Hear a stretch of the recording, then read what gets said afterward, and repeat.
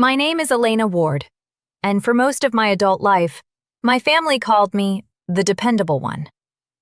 Not the loved one, not the respected one, the dependable one. That sounds like a compliment until you realize what it really means. It means everyone knows you will answer the phone. Everyone knows you will drive across town at midnight. Everyone knows you will pay the bill first and ask questions later. Everyone knows you will forgive before they apologize. And when you finally say no, they act like you betrayed them. That is how my story began. Not with a dramatic fight, not with police at the door, not with a courtroom.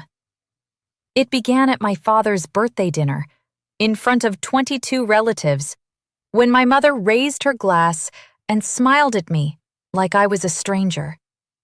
Then she said, "Some people forget family once they think they're better than us." The whole table went quiet.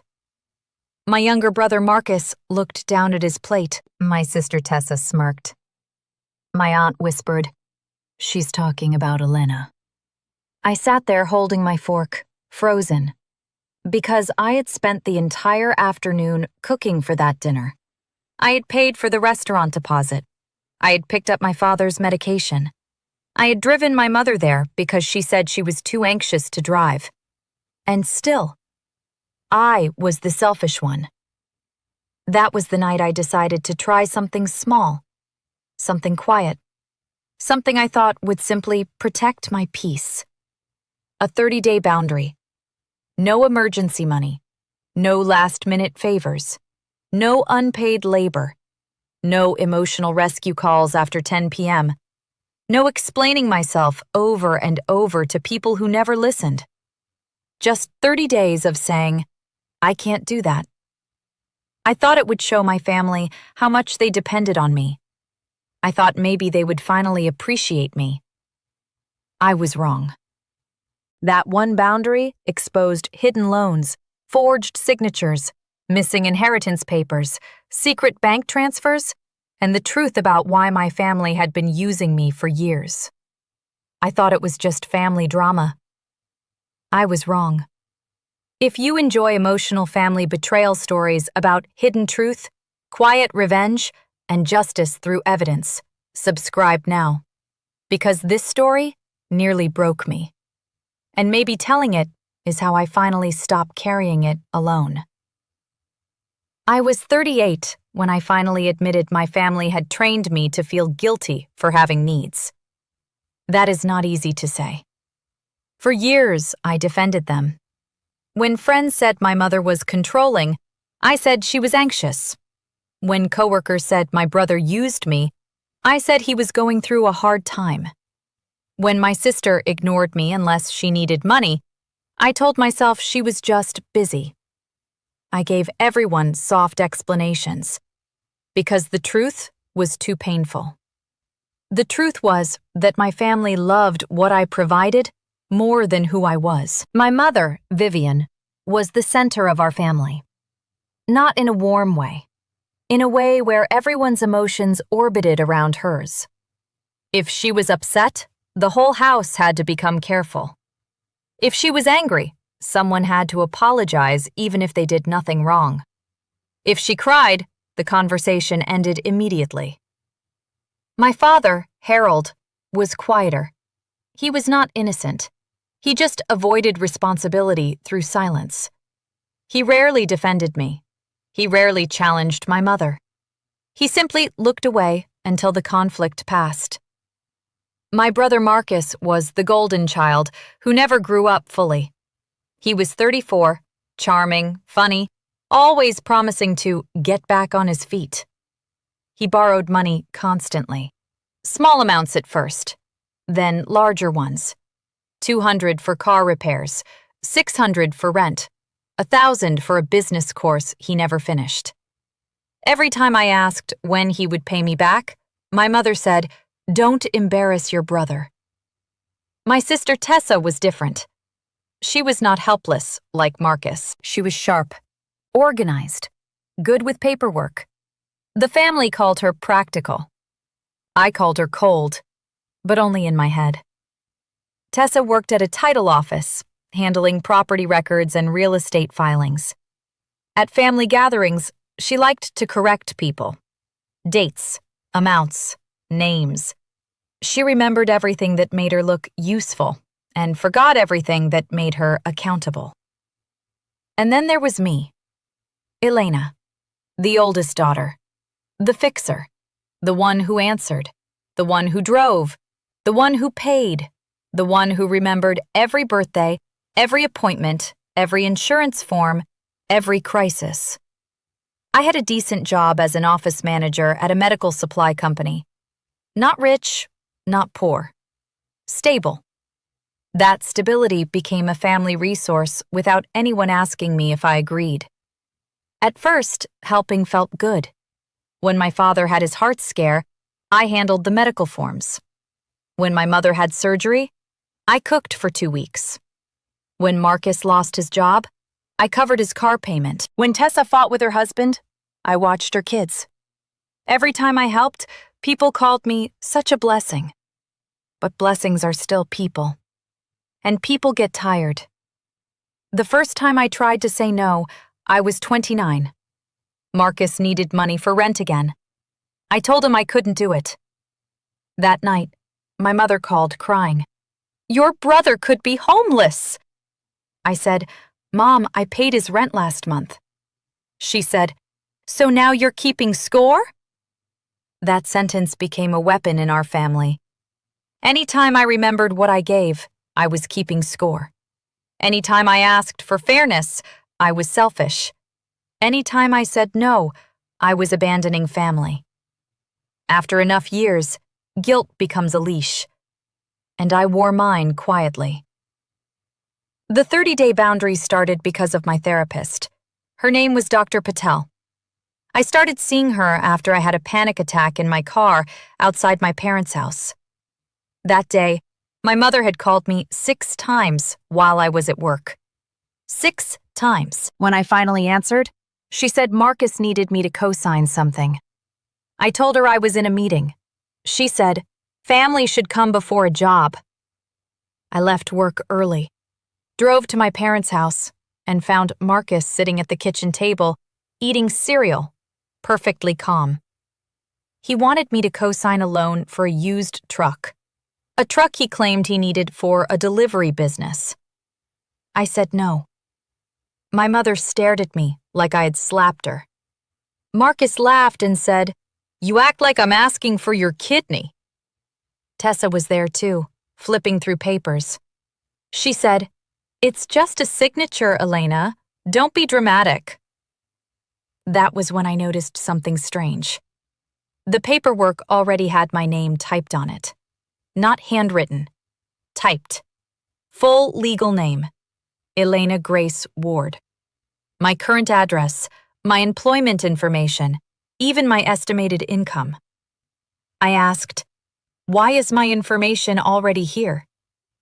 Tessa said quickly, "Mom gave it to me. It's not a big deal." Not a big deal. Those words stayed in my mind. I refused to sign. My mother cried. Marcus called me controlling. Tessa said I had trust issues. I drove away shaking. Then I sat in a grocery store parking lot and couldn't breathe. That was the first panic attack. In therapy, Dr. Patel asked me one question that changed everything. What do you think would happen if you stopped rescuing them for 30 days? I laughed at first, because the idea felt impossible. 30 days, no rescuing, no fixing, no money, no emotional cleanup. It sounded simple, but to me, it felt like walking into fire. I said, "They would hate me." Dr. Patel leaned forward gently. "Do they love you only when you are useful?" I didn't answer, because sometimes silence is the only honest response.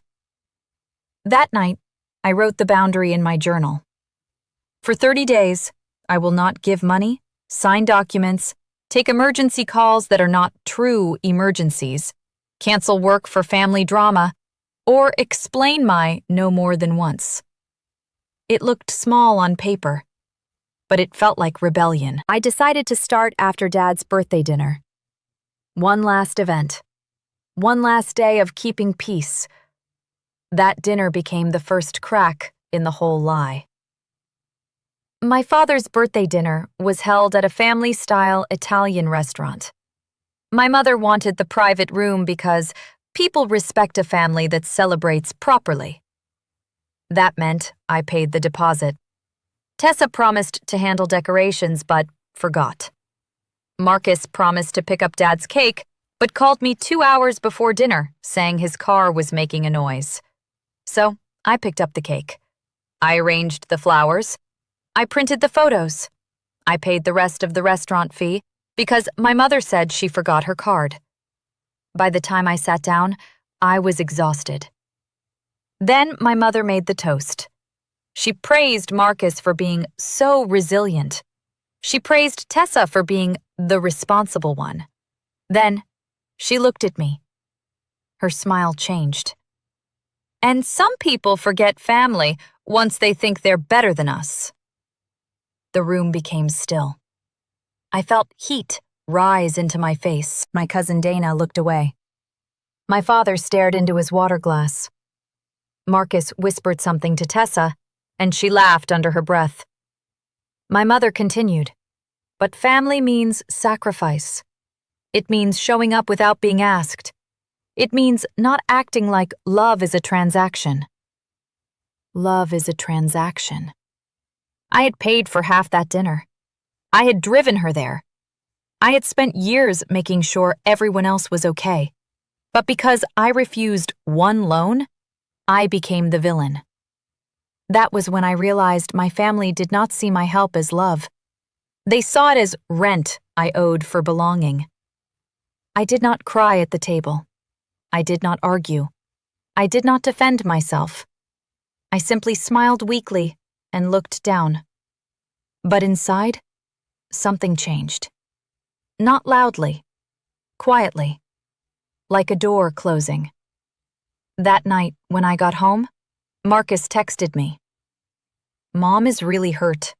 You should apologize." I stared at the message for a long time. Then I typed, "I'm not available to discuss this tonight." He replied with 3 question marks. Then, "Wow, therapy is making you cold." I put my phone face down. Day 1 had begun. The first week was uncomfortable, but not explosive. That almost fooled me. My mother called twice a day. I let it go to voicemail unless it was important. Her messages became softer at first. "Elena, I just want to hear your voice." "Elena, your father asked about you." "Elena, I don't know why you're punishing us." Punishing. That word appeared by day 3. I noticed because I had started writing everything down. Date, time, who contacted me, what they asked for, how I responded. Dr. Patel suggested it. Not to build a case, she said, to build clarity. But eventually, those notes became part of something much bigger. On day 4, Marcus asked for $300. I said no. Just that. No apology, no explanation. He replied, "You've changed." On day 5, Tessa texted, "Mom says you're ignoring everyone. Very mature." I replied, "I'm taking space for my health." She wrote back, "You're not the only one with stress." That was the pattern. Anytime I named my pain, someone else's pain became more urgent. By day 7, my mother left a voicemail crying. "I don't know what I did to deserve this cruelty." Cruelty. Not boundaries. Cruelty. I sat on my bed, listening to that voicemail 3 times. Part of me wanted to call back. Part of me wanted to apologize. Part of me wanted to drive over with soup and groceries and make everything normal again. but another part of me was tired. Deeply tired. The kind of tired sleep does not fix. So I didn't call. That night, I noticed something strange. For the first time in years, nobody knew exactly what I was doing. And that scared them. The first suspicious document arrived on day 9. It came in the mail, a plain white envelope from a lender I did not recognize. At first, I thought it was junk. Then I opened it. Inside was a notice about a missed payment on a personal loan. My name was listed as co-borrower. The loan amount was $18,400. I read the number 3 times. Then I checked the name again. Elena Grace Ward. My address. My social security number partially masked. My hands started shaking. I had never taken out that loan. I had never co-signed it. I called the lender immediately. After 20 minutes on hold, a woman in customer service confirmed the loan had been opened 11 months earlier. Used for a vehicle purchase. A used truck. My stomach dropped. Marcus. I asked for copies of the loan documents. She said they could mail them to the address on file. I said, "This is the address on file." She paused, then said, "Actually, ma'am, the mailing address was recently updated." Recently updated. To what? I'm not allowed to disclose the full address without verification. I verified everything I could. Finally, she gave me enough. A street name. Briar Lane. My parents' street. That was when the first piece clicked. The mail had been going to my parents' house, not mine, for almost a year. I thought it was just family drama. I was wrong. That night I checked my credit report for the first time in months. I found 2 accounts I didn't recognize. The truck loan and a personal credit line opened through a local bank. Balance? $7,900. I sat at my kitchen table until 2 a.m., staring at the screen. Then I looked closer.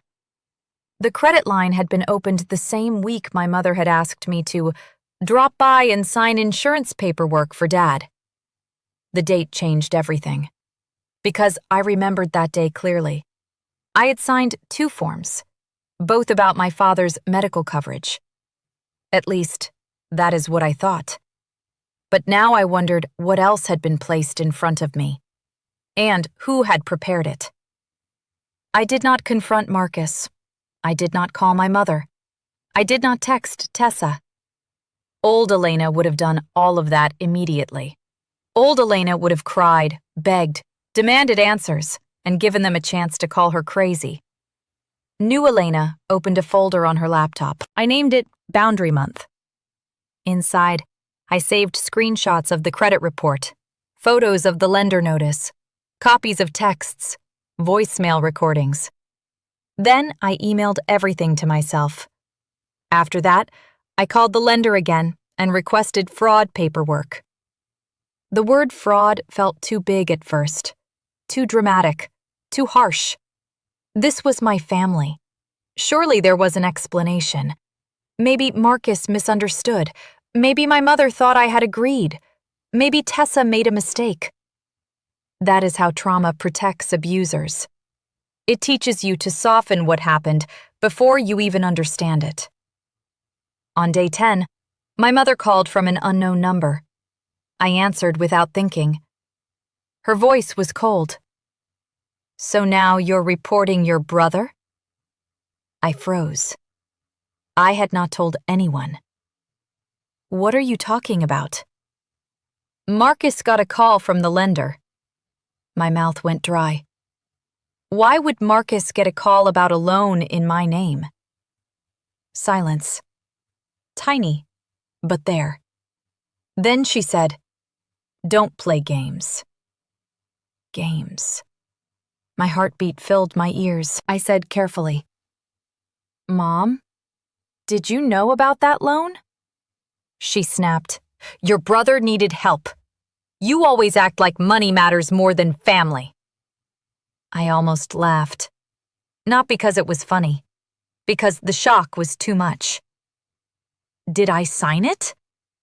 You agreed in spirit. In spirit. Those two words told me everything. Not legally, not honestly.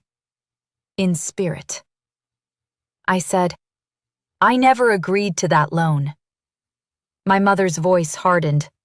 You are tearing this family apart over paperwork. Paperwork. That became the second word I wrote in my notebook. Punishing. Cruelty. Paperwork. I hung up shaking. Then I looked at the call log. Unknown number. But the timing mattered. Marcus knew within hours that I requested fraud documents. That meant the lender had contacted him, which meant Marcus was tied directly to the loan. I saved another screenshot. Day 10. The boundary was no longer just emotional. It was evidence. By day 12, the family narrative changed. It started with a group text. Tessa created it. Participants: Mom, Dad, Marcus, Tessa, me, and 2 aunts. Her opening message said, "We need to address Elena's recent behavior as a family.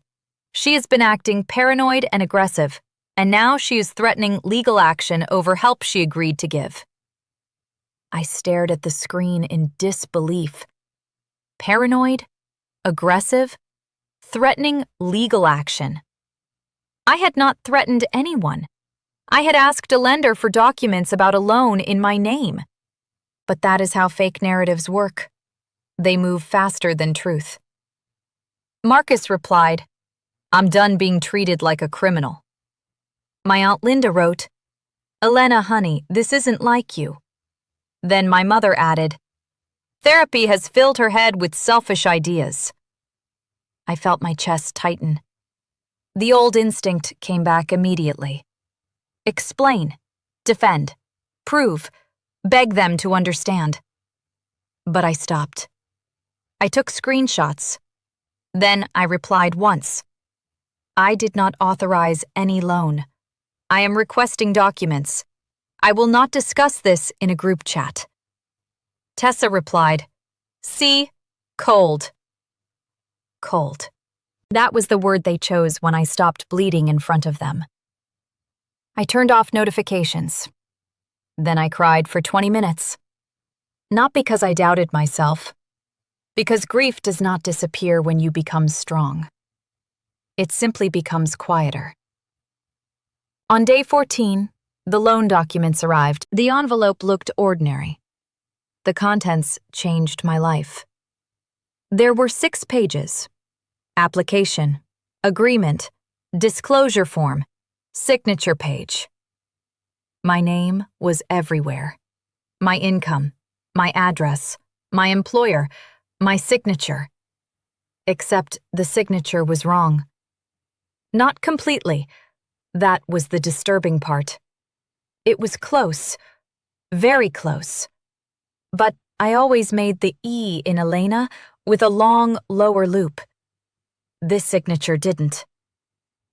I took out old signed documents from my filing cabinet. Lease papers, tax forms, employment forms. Then I placed them beside the loan signature. Same general shape, different pressure, different loop, different spacing. Someone had copied my signature. Then I noticed the witness name. Tessa Ward. My sister. I stared at that line until my vision blurred. Tessa had witnessed a loan I never signed. That was the moment the timeline finally made sense. The typed loan application from the kitchen table. The pressure to co-sign. The anger when I refused. The hidden mail. The group chat calling me paranoid. This was not a misunderstanding. This was a cover story. I took pictures of every page. Then, I put the originals in a folder. I drove to a copy shop, made 3 copies. One for me, one for a lawyer I had not yet hired, one hidden in a safe deposit box the next morning. I did not tell anyone, because I finally understood something. My family was not afraid I would abandon them. They were afraid I would find out what they had already done. The lawyer's name was Marisol Vega.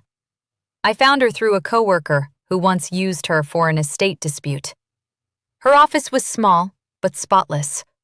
Plants near the window, books stacked on the floor, a calm receptionist who offered tea. I remember sitting across from Marisol with my evidence folder on my lap, feeling embarrassed before I even spoke. That is what family betrayal does. It makes you feel ashamed for being harmed. I started with, "I'm not sure if this is serious." Marisol opened the loan papers, read quietly, turned pages, checked dates, then looked up at me. "It's serious." My stomach dropped. She asked, "Did you sign this?"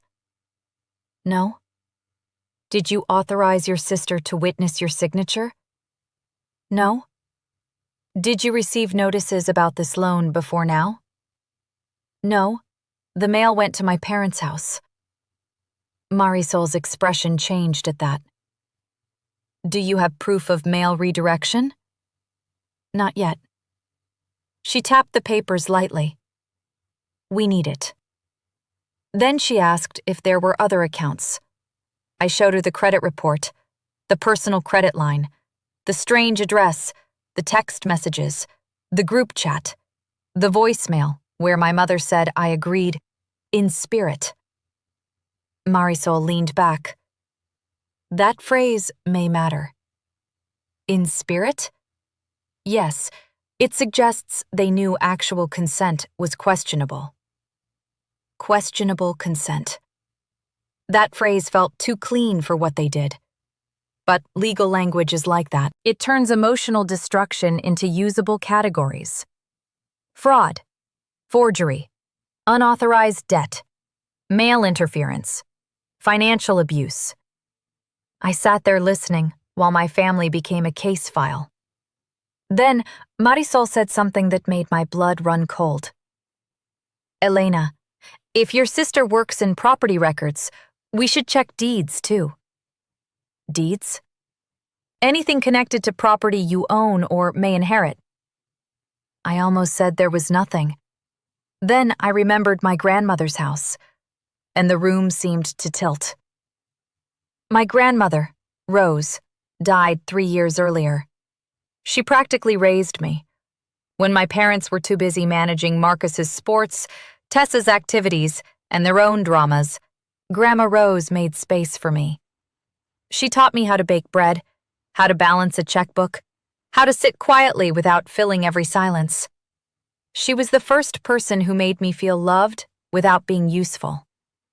When she died, she left behind a small house on Maple Street. Not fancy. 2 bedrooms, peeling blue porch, a garden full of stubborn lavender. In her will, she left the house to me. That shocked everyone. My mother cried for 3 days, not because of grief, because she said Grandma punished the rest of the family. Marcus said I should sell it and divide the money. Tessa said it would be cleaner if everything went into a family trust. I refused. For once, I refused clearly. Grandma wanted me to have that house. I rented it to a young teacher named Kayla while I decided what to do long-term. At least, I thought I owned it fully. On day 16, Marisol searched the property records. I sat across from her while she typed. Her face stayed neutral. Too neutral. Then she said, "Elena, do you recognize Northline Family Holdings?" "No." She turned the screen slightly. A document had been filed 18 months earlier. A deed transfer. Maple Street property. Grantor, Elena Grace Ward. Grantee, Northline Family Holdings, LLC. My ears started ringing. I never transferred the house. Marisol said nothing for a moment. Then she opened the scanned deed. There it was again. My signature. Almost mine. But not mine. Witnessed by Tessa Ward. Notarized by someone named Paul Renner. I whispered, "No." That tiny word felt too small. Marisol printed the document. Then she said, "This is bigger than the loan." I stared at the paper. Grandma's house. My house. Transferred to a company I had never heard of. Then I looked closer. The filing date was the same week my mother insisted I come over to sign probate cleanup papers. The date changed everything. Because I remembered that day too. Tessa had been there. She had a stack of documents. She told me where to sign. I asked questions. She said, "It's just to update records." And I believed her. Because she was my sister. Because family was supposed to be safe. That was the moment the timeline finally made sense. The birthday humiliation, the loan, the group chat, the boundary panic. They were not reacting to me becoming selfish. They were reacting to me becoming dangerous. Because if I stopped serving them, I might finally have time to look. On day 17, I drove to Maple Street. I had not visited in months.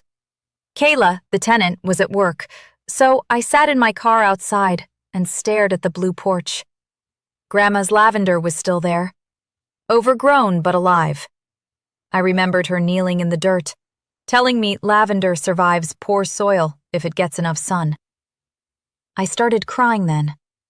Not loud, just tears sliding down my face while I sat with both hands on the steering wheel. Because they had not only stolen money, they had touched the one thing in my life that was clean. Grandma's love. Her last gift to me. They turned it into paperwork. That hurt more than the debt. I called Marisol from the car. "What is Northline Family Holdings?"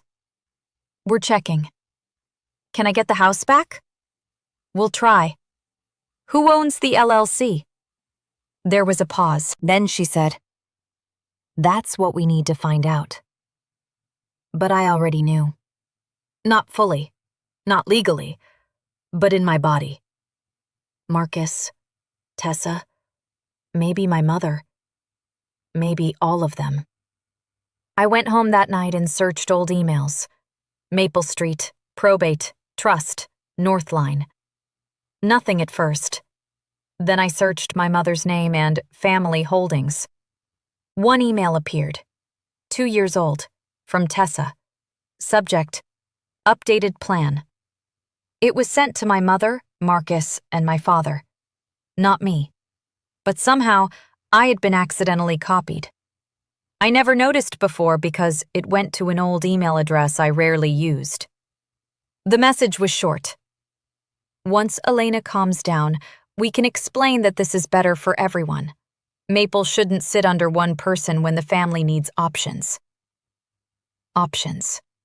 My grandmother's house had become an option. Marcus replied, "She'll freak out if she thinks we took it." Tessa wrote back, "She signed enough. We're fine." I stopped breathing. She signed enough. 3 words. 3 words that made everything undeniable. I forwarded the email to Marisol. Then I printed it. Then I sat on the floor of my apartment until sunrise. Because once betrayal reaches a certain depth, your mind stops asking why. It only asks how you survived not knowing. On day 18, my mother came to my apartment unannounced. I saw her through the peephole. She was holding a casserole dish. Classic Vivian. When guilt failed, food arrived. I considered not opening the door. Then I remembered Marisol's advice. Observe, don't react. Let them talk. So I opened it. My mother smiled too brightly. "I brought dinner." I didn't ask for dinner. Her smile tightened. Well, I'm still your mother. She stepped inside before I invited her. I noticed immediately how she scanned the room. Coffee table, desk, mail pile, laptop. She was looking for something. That was when I noticed something strange. My mother was not there to repair. She was there to assess damage. She placed the casserole on my counter, then sighed. This has gone too far, Elena. I stayed near the doorway. What has? This coldness, this punishment. Your brother is having chest pains from stress. Marcus was 34 and healthy, but in our family, male discomfort became everyone's emergency. I said, he should see a doctor. She blinked. Old Elena would have asked what she could do. New Elena did not. My mother's voice sharpened. Do you even care? I care about truth. She flinched slightly, then said, Truth? Your truth? That phrase told me she knew more than she was admitting. I said nothing. She continued. Families help each other. Your grandmother understood that. That was when I felt anger rise. Quiet, hot, but controlled. Don't talk about Grandma. My mother's eyes hardened. She left that house to you because you manipulated her. There it was. The deeper resentment. Not new. Just finally spoken. I said softly, she left it to me because I showed up. My mother laughed once. A sharp, ugly sound. You think you're so pure, but you enjoyed being her favorite. Favorite. For one strange second, I almost smiled, because there it was. Projection. My family could not understand love without competition. Grandma loved me, so someone had to lose. My mother stepped closer. You need to stop digging. My blood went cold. Digging. Not overreacting, not imagining. Digging. I looked at her carefully. Digging into what? Her face changed. Just slightly. Too late. Then she said, into things you don't understand. That was the moment I knew my mother was involved. Not confused, not misled. Involved. I did not confront her. I did not accuse her. I only said, you should leave. For the first time in my life, my mother looked afraid of me. Not because I was cruel, because I was calm. And calm daughters are dangerous in families that depend on guilt. Day 20 brought the mail records. Marisol's investigator found a change of address request linked to the truck loan and credit line. The forwarding address was my parents' house. The form had been submitted online. Email confirmation sent to an address I did not recognize. But the recovery phone number ended in 4 digits I knew immediately. Tessa's. When Marisol told me, I felt strangely numb. Not shocked, not crying. Just tired. Every new document exposed a deeper betrayal, but my emotions were running out of places to go.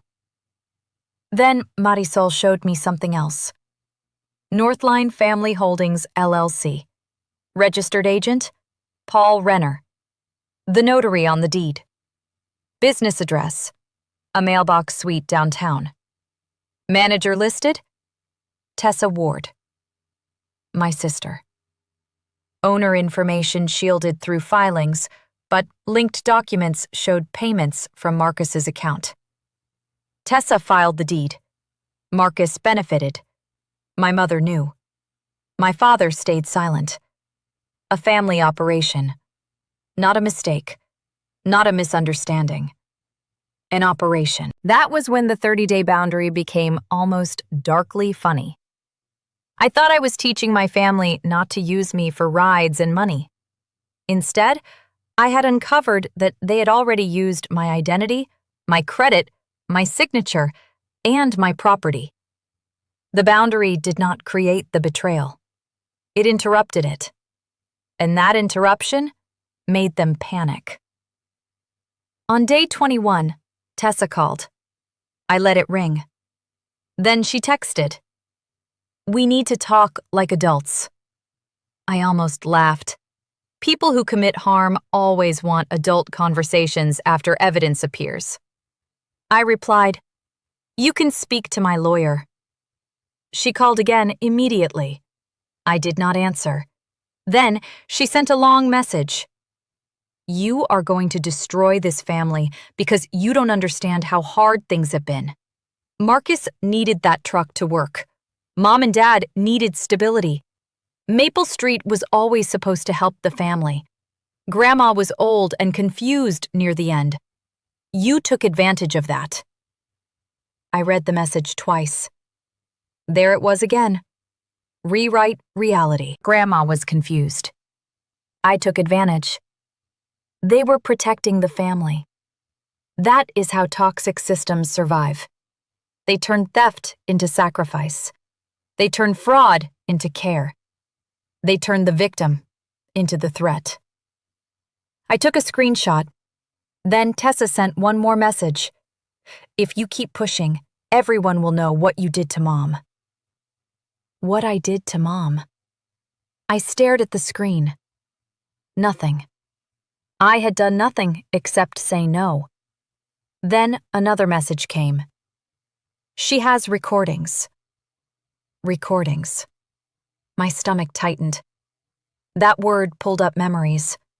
My mother calling me while crying. Me raising my voice after hours of pressure.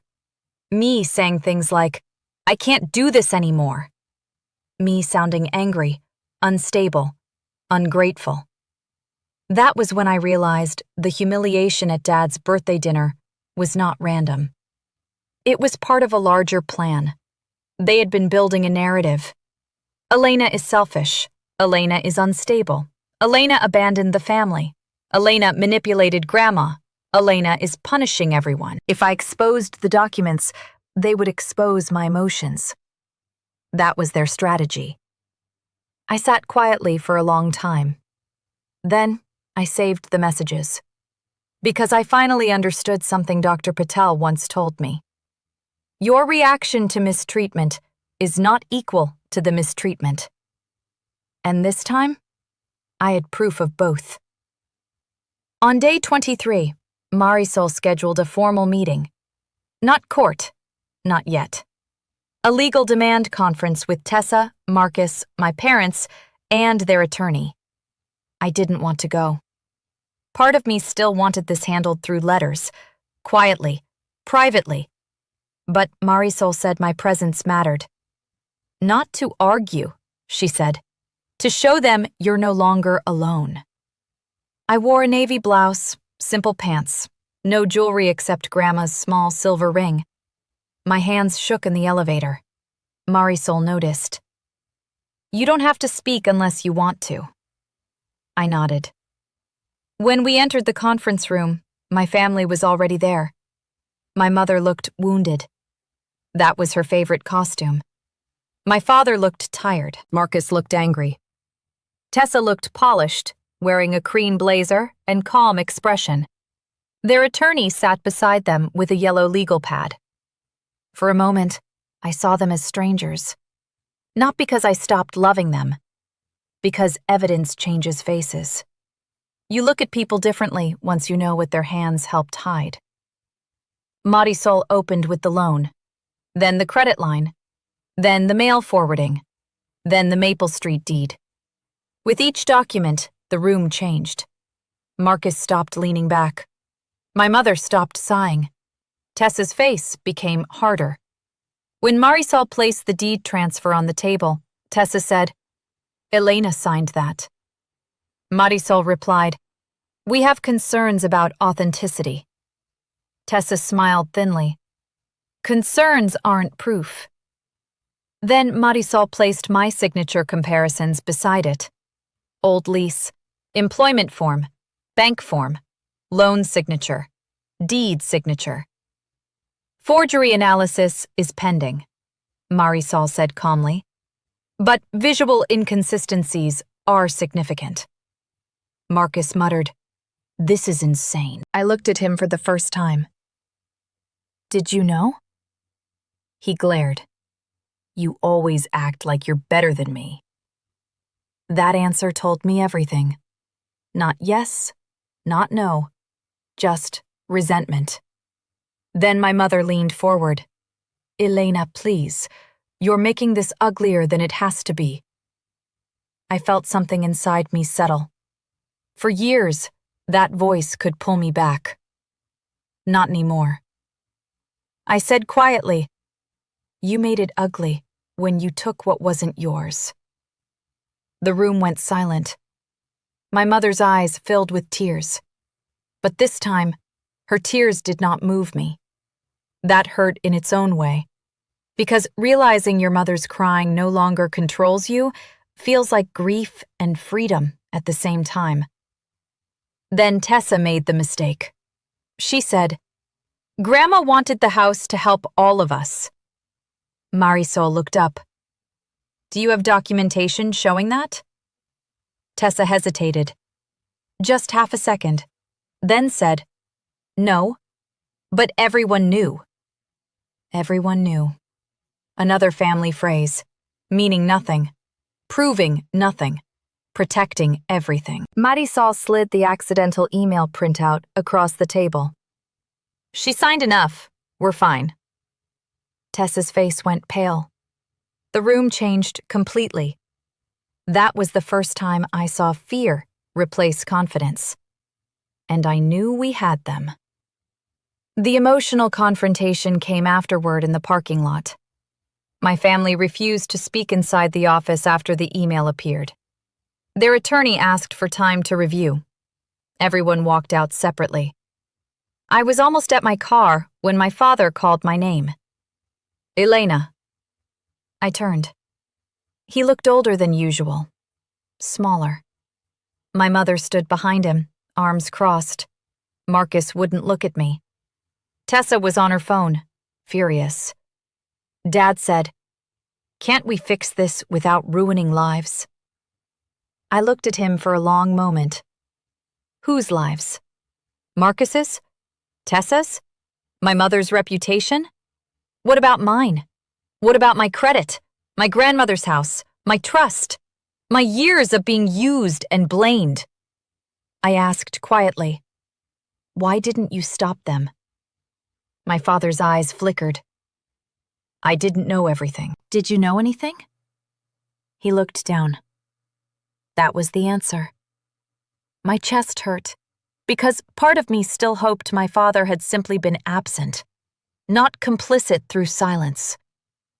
He whispered, "Your mother said it was better if the house stayed in family control." Family control. Those words made me cold. It was already in family control. It was mine. My mother snapped, "You were going to abandon us with it." I rented it to a teacher. "You were keeping it from your siblings." Grandma left it to me, "because you poisoned her against us." There it was again. The lie they needed in order to live with themselves. I looked at Marcus. "Did you use the truck loan?" He looked away. I looked at Tessa. "Did you file the deed?" She said nothing. I looked at my mother. "Did you redirect my mail?" Her mouth tightened. No denial, just anger. That was when I realized I would never get the confession I wanted. Not the emotional kind. Not the full apology. Not the moment where they held their heads and said, "We hurt you." Some families do not confess. They only lose access. So I said, "You can talk to Marisol." Then I got in my car. My mother knocked on the window. I didn't lower it. For the first time, I drove away while they were still calling my name. And I did not turn back. Day 25 brought retaliation. Aunt Linda posted on Facebook. No names, but clear enough. Heartbroken watching someone tear apart their own family over money. Forgiveness matters more than property. My cousins commented with prayer emojis. A family friend wrote, "Some people show their true colors when inheritance is involved." Inheritance. That word spread fast. By evening, I had messages from relatives I barely spoke to. "Your mom is devastated. Can't you settle this privately? Your brother made mistakes, but he's family. Your grandma would hate this fighting." That last one made me shake with anger. Grandma would hate the theft, but people who benefit from silence always pretend they are defending peace. I wanted to respond publicly. I wanted to post every document, every forged signature, every email, every hidden loan. But Marisol warned me not to. Evidence belongs in legal channels first. So I stayed quiet. Again. But this silence was different from the old silence. Old silence protected them. New silence protected me. That difference mattered. On day 27, the handwriting examiner's preliminary opinion came back. The signatures on the truck loan and deed were likely not mine. Likely. Not final. But enough. Marisol filed formal fraud notices with the lender. She sent a legal demand regarding the deed transfer. She contacted the notary commission about Paul Renner. And she sent preservation letters to Tessa's title office, Marcus, and my parents. That word, preservation, scared them, because it meant they could not lose things easily. Emails, texts, records, copies. Suddenly, the family that loved calling everything paperwork had to respect paperwork. The same day, Kayla, the tenant at Maple Street, called me. She sounded nervous. "Elena, someone came by asking about the property." My stomach dropped. "Who?" "A woman, dark hair, maybe your sister? She said rent might be redirected soon." I closed my eyes. Tessa. Still trying. Even now. I told Kayla not to pay anyone else and sent her written confirmation. Then I forwarded everything to Marisol. That attempt became another piece of evidence. Another small action that showed intent. Every time they tried to control the story, they added to mine. The final exposure did not happen in a courtroom. Not at first. It happened at a family meeting they called to heal. My mother insisted. She told relatives I was refusing mediation. She said I would not sit down like an adult. So, Marisol and I agreed to attend one meeting at my Aunt Linda's house. But with conditions. I would bring my lawyer.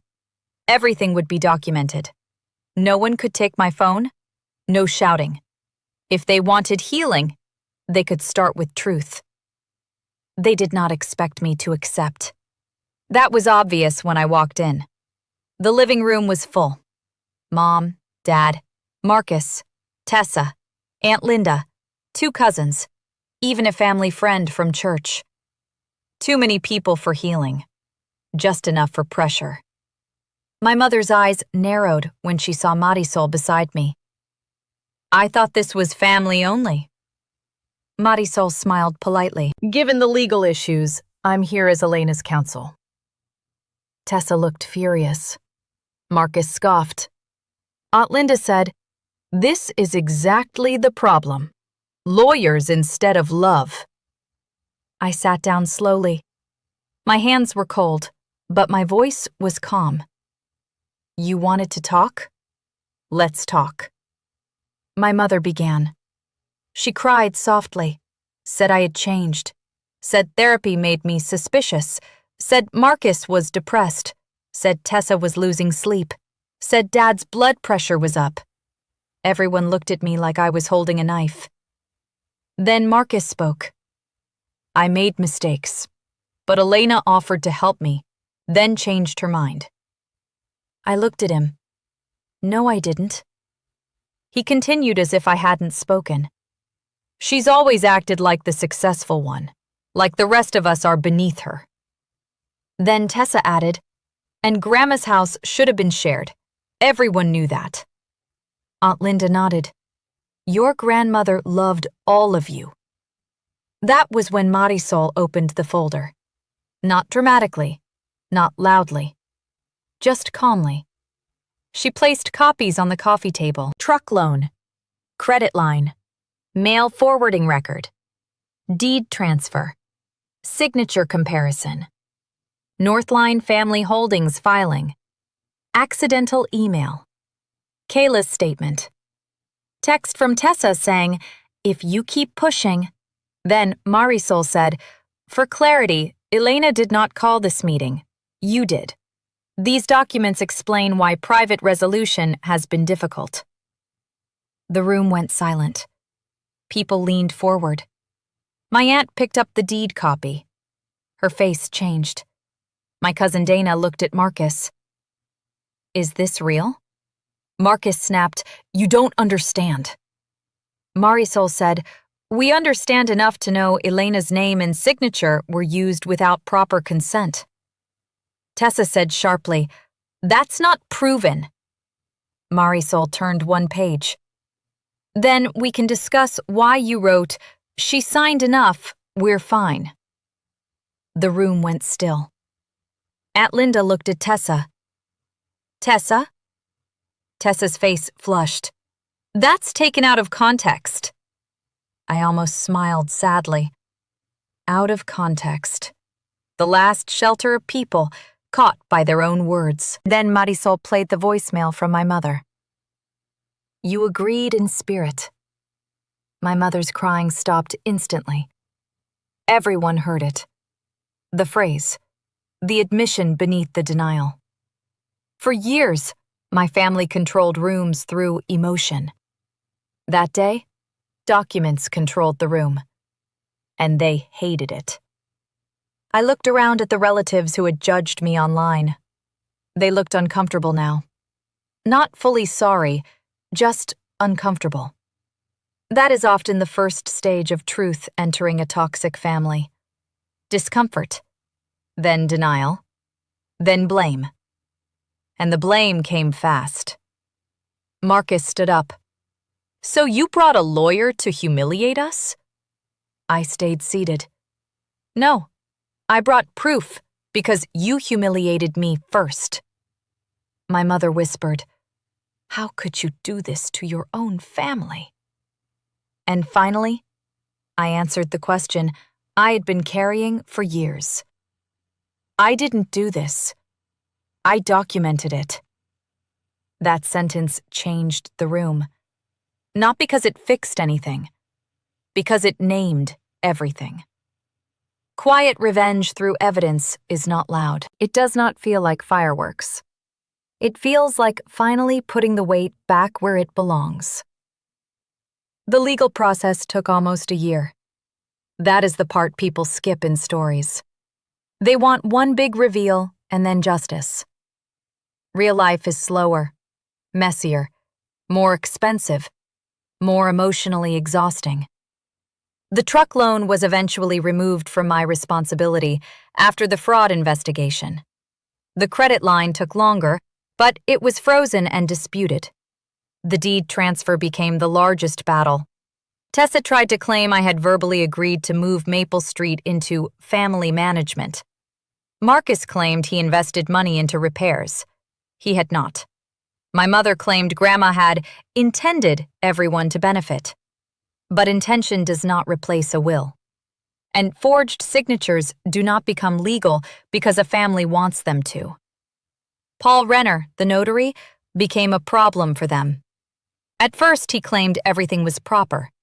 Then Marisol requested his notary log. The entry for my signature had missing ID details. Wrong middle initial. No thumbprint, even though required for that type of document in his practice. And then, the final detail. The signing location was listed as Tessa's office.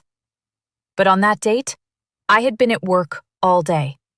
My employer provided time card records, security badge logs, even an email I sent at the exact hour the document claimed I appeared before the notary. The date changed everything. Because dates do not care about family stories. Dates do not cry. Dates do not guilt trip. Dates sit there quietly until someone finally reads them. After that, the deed transfer began collapsing. Northline Family Holdings was challenged. The property was eventually restored under legal settlement.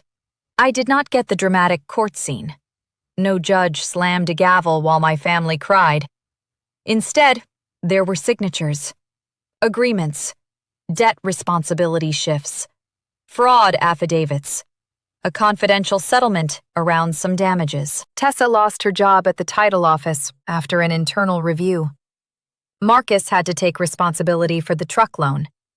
My parents had to stop contacting Kayla and stop representing any interest in Maple Street. It was not perfect justice, but it was real. And real justice is often not satisfying in the way people imagine. It is paperwork. It is exhaustion. It is sleeping 12 hours after a settlement because your body finally believes danger has passed. My relationship with my family did not heal quickly. Some parts did not heal at all. Marcus never truly apologized. He sent one message months later. I know things got out of hand. Out of hand. As if fraud were a spilled drink. I did not respond. Tessa sent no apology. She sent one email through attorneys saying she had been under family pressure. Maybe she was. Maybe my mother pressured her. Maybe Marcus begged. Maybe she felt ownership over decisions because she was the practical one. But she still filed documents. She still witnessed signatures.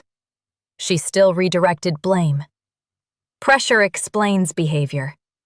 It does not erase it. My father called me once after the settlement. He said, I should have asked more questions. That was the closest he came to apology. I told him, yes, you should have. He cried quietly. I cried too after hanging up, because I did love him.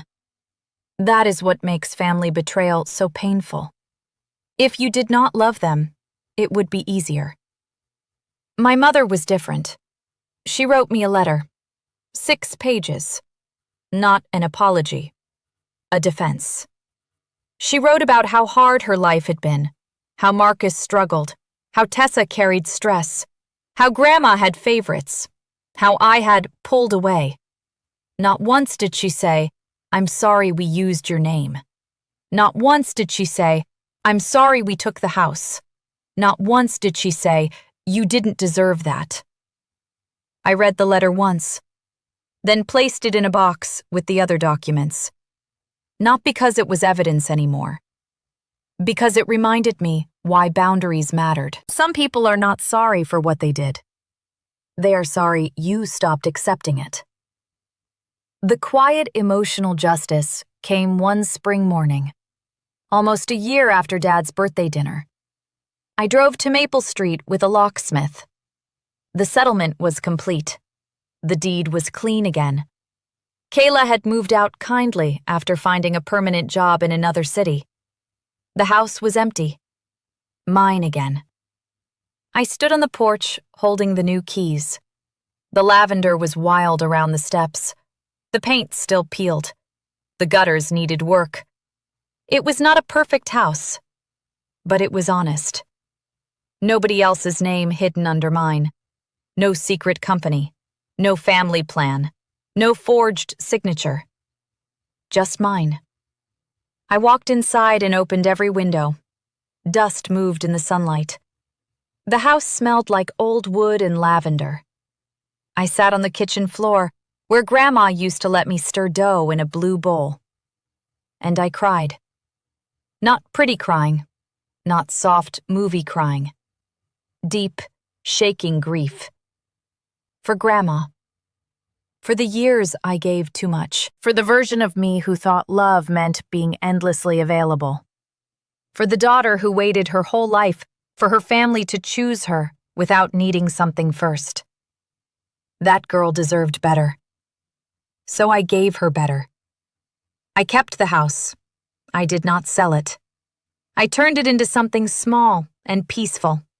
A weekend rental for traveling nurses and teachers. People who needed rest. People like Kayla. I used the income to rebuild my savings. I repaired my credit. I paid Marisol fully. And for the first time in my life, I had an asset no one in my family could touch. Not because they approved, because I protected it. 30 days became 90, then 6 months, then a year. No emergency money, no last-minute rescues, no group chats designed to shame me, no family meetings without accountability, no calls after 10 p.m. unless someone was in actual danger, no signing anything I did not read, no explaining my boundaries to people committed to misunderstanding them.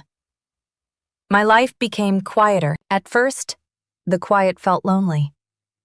That surprised me. I thought peace would feel instantly good. But when you are used to chaos, peace can feel like abandonment. I had to learn the difference. Slowly, my nervous system changed. My phone buzzing no longer made my stomach drop. Sundays no longer meant guilt. Paydays no longer meant waiting for Marcus to ask. Holidays became smaller, different, sometimes sad, but honest. I spent Thanksgiving with Dana, the cousin who eventually apologized for believing my mother's posts. She said, "I should have asked you." I said, "Yes." She nodded. No excuses. That was why I let her back in slowly. Real repair does not rush forgiveness. It respects the damage. Dr. Patel once asked me what the 30-day boundary taught me. At first, I said, it taught me my family was worse than I thought.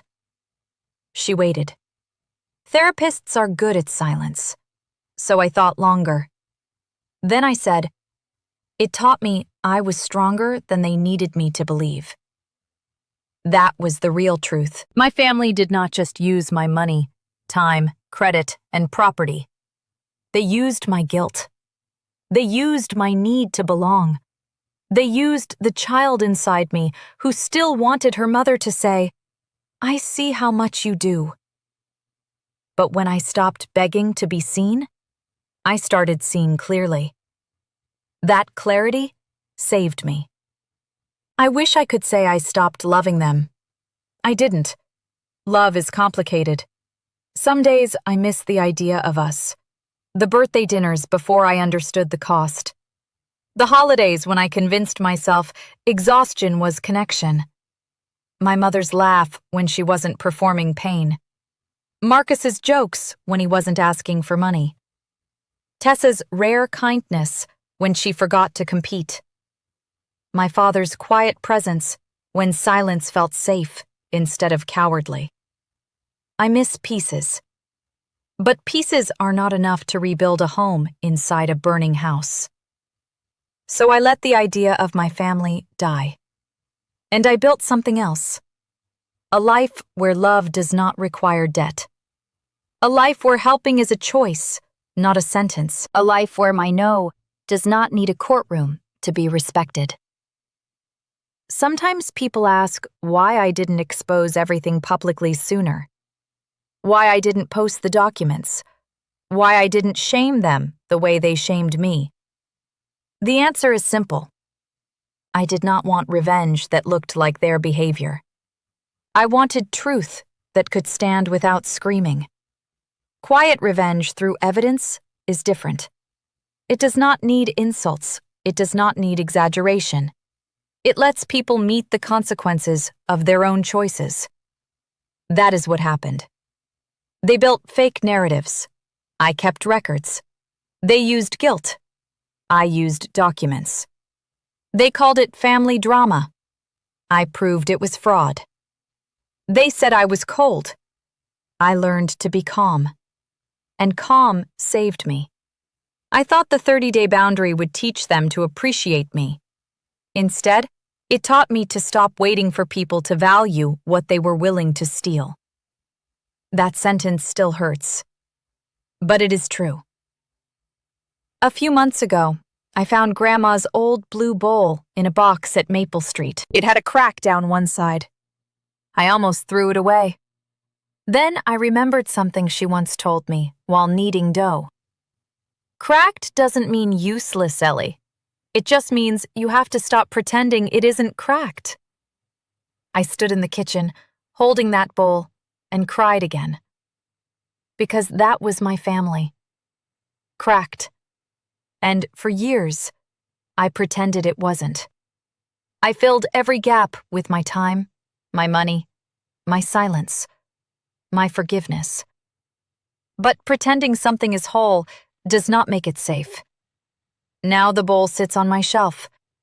Empty, clean, visible. A reminder. Not everything broken needs to be used again. Some things can simply teach you what not to carry. My name is Elena Ward. My toxic family used me for years. They used my kindness, my guilt, my signature, my credit, my grandmother's house. And when I finally tried one 30-day boundary, they called me selfish, cold, cruel, paranoid, and ungrateful. But boundaries do not destroy healthy families. They expose unhealthy ones. That is what mine did. It exposed hidden loans, forged signatures, redirected mail, a stolen deed, a secret company, a family plan built behind my back, and the painful truth that some people only love your help, not your freedom. I did not win everything. I lost people. I lost illusions. I lost the fantasy that one day my mother would suddenly understand me. But I gained peace. I gained my home back. I gained my name back. Most importantly, I gained myself back. And that was worth more than their approval ever was. If this story hit you, subscribe and tell me in the comments. Would you have exposed the truth too?